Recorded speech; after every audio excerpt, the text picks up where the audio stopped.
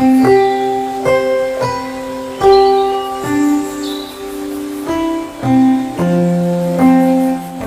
मैं doctor Manjesh Rathi, chairman DMR group. मैं एक न्यूरोलॉजिस्ट हूँ। तो इस बार हम लोग स्ट्रोक के बारे में डिस्कस करेंगे। Stroke means paralysis. जैसा कि आप जानते हैं, पैरालिसिस आजकल काफ़ी कॉमन हो गया है। पैरालिसिस का मतलब आपके कोई एक तरफ के हाथ पैरों की मूवमेंट का कम हो जाना या बिल्कुल ख़त्म हो जाना।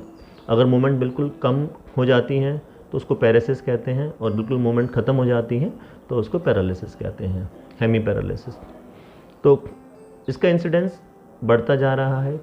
जैसा कि पहले हम जानते हैं, मोस्टली जो स्ट्रोक के पेशेंट्स थे वो 50 से 60 की एज में थे। एवरेज एज 50 से 60 के बीच रहती थी, लेकिन अभी कुछ वर्षों से, पिछले 15 से 20 साल से स्ट्रोक जो है less than 45 year age group में हो रहा है, जिसे स्ट्रोक इन यंग कहते हैं। अच्छा, स्ट्रोक इन यंग एक बहुत इंपॉर्टेंट मुद्दा हो गया है, क्योंकि स्ट्रोक इन यंग ऐसे लोगों को हो रहा है जो हमारी इकोनॉमिकली प्रोडक्टिव पॉपुलेशन है, जो कमाने वाली पॉपुलेशन है। 15 साल से 50 साल के बीच की पॉपुलेशन है, उसमें ये हो रहा है। मैं इसको 3 जनरेशन का पैरालिसिस कहता हूँ। क्यों? क्योंकि जिसको सपोज़ कोई 30 ईयर के आदमी को स्ट्रोक हो गया है, तो पहली बात तो वो खुद के लिए अपना काम नहीं कर पाएगा। दूसरा, जो अपने बच्चों की वो एजुकेशन, पढ़ाई लिखाई जो उनका देखना था, उनका बारे में जो पढ़ाई कराना था, उनको जो दिनचर्या उनकी चलानी थी, वो भी नहीं कर पाता है। वो जनरेशन अफेक्ट होती है। तीसरा, जो उनके बूढ़े माँ बाप होते हैं, जो उन पर डिपेंडेंट होते हैं ओल्ड एज में, रिटायरमेंट के बाद में, उनका भी ध्यान नहीं रख पाता है। तो स्ट्रोक इन यंग हमारी यंग जनरेशन को इफेक्ट करता है और 3 जनरेशन पे इफेक्ट डालता है। तो इसका हमें ध्यान रखना है, इसके प्रिवेंटिव मेज़र पे ध्यान रखना है। बहुत सारी क्वेरीज आती हैं कि मोस्ट कॉमन कॉज क्या रह रहा है। अगर हम इंडिया में बात करें तो एक पेशेंट स्ट्रोक का हर 40 सेकंड में आ रहा है। अगर टोटल पेशेंट की बात करें, एक साल में करीबन 1,85,000 पेशेंट को स्ट्रोक एक साल में हो रहा है, और ये सेकंड मोस्ट कॉमन कॉज है डेथ का, स्ट्रोक। अगर बात करें तो एक डेथ जो है 4 मिनट में स्ट्रोक के कारण होती है। तो ये इसका इंसिडेंस और प्रेवलेंस इंडिया के अंदर काफ़ी कॉमन है। बहुत बार सोचते हैं कि स्ट्रोक मतलब क्या है। कुछ लोग कंफ्यूज रहते हैं कि स्ट्रोक मतलब ब्रेन हैमरेज हो गया या आपका ब्लड में क्लॉटिंग हो गया। तो जैसे कि हम जानते हैं, ब्लड वेसल्स में अगर ब्लड जम जाता है तो उसको इस्कीमिक स्ट्रोक कहते हैं, मीन्स क्लॉटिंग हो गई है। और अगर ब्लड वेसल किसी भी कारण से रप्चर हो जाती है, उसके कारण ब्रेन हैमरेज हो जाता है, जिसमें कि हाई ब्लड प्रेशर एक बहुत कॉमन कारण है। और भी कई सारे ऐसे फैक्टर्स हैं जो स्ट्रोक को, प्रिवलेंस को बढ़ाते हैं और स्ट्रोक का इंसिडेंस बढ़ा देते हैं, जैसे कि high blood pressure, diabetes mellitus, hyperlipidemias, cholesterol इन सब का ज़्यादा होना, पुअर लाइफस्टाइल्स, स्ट्रेस का लेवल काफ़ी बढ़ गया है।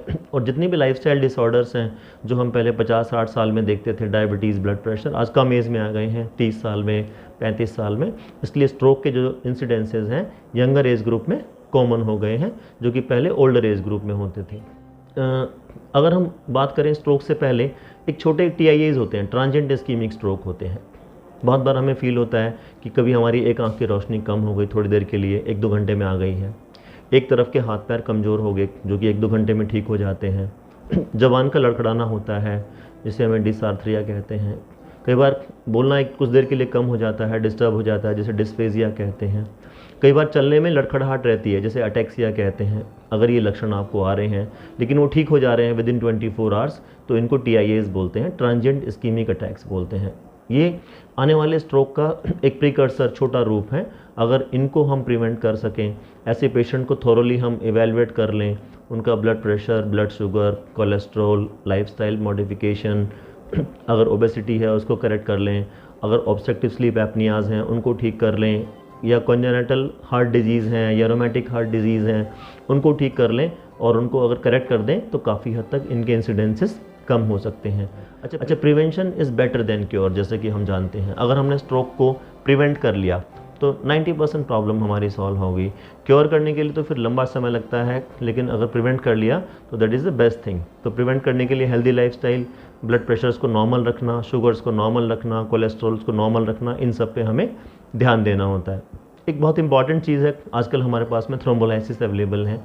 अगर स्ट्रोक का पेशेंट 2.5 से 4 घंटे के अंदर हमारे पास पहुंच जाता है स्ट्रोक होने के बाद में, तो हम थ्रोम्बोलाइज कर सकते हैं। एक इंजेक्शन अवेलेबल है, उससे काफ़ी हद तक पेशेंट ठीक हो जाते हैं। तो टाइमली इंटरवेंशन बहुत ज़रूरी है।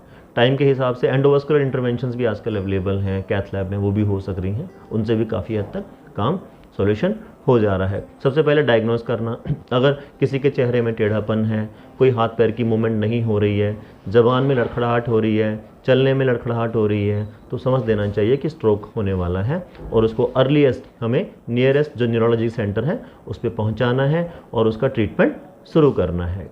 इसका ट्रीटमेंट संभव है, प्रिवेंशन कर लेंगे तो काफ़ी हद तक ठीक है। क्योर के अंदर में भी हमारे पास में ट्रीटमेंट उपलब्ध है और ठीक होने के बाद में इसमें कुछ रिहैब थेरेपीज़ होती हैं, फिजियोथेरेपी है, ऑक्यूपेशनल थेरेपी है, इससे भी काफ़ी हद तक पेशेंट्स ठीक हो जाते हैं। तो स्ट्रोक को हमें प्रिवेंट करना है, स्ट्रोक की अवेयरनेस रखना है और ख़ासकर जो स्ट्रोक इन यंग है, जो लेस देन 45 ईयर में हो रहा है, उसको प्रिवेंट करना है कि वो बहुत इंपॉर्टेंट कॉज है। क्यों इंपॉर्टेंट मुद्दा इसलिए है क्योंकि वो हमारी इकोनॉमिकली प्रोडक्टिव जो पॉपुलेशन है, जो कमाने वाली पॉपुलेशन है, उस पर असर डाल रहा है।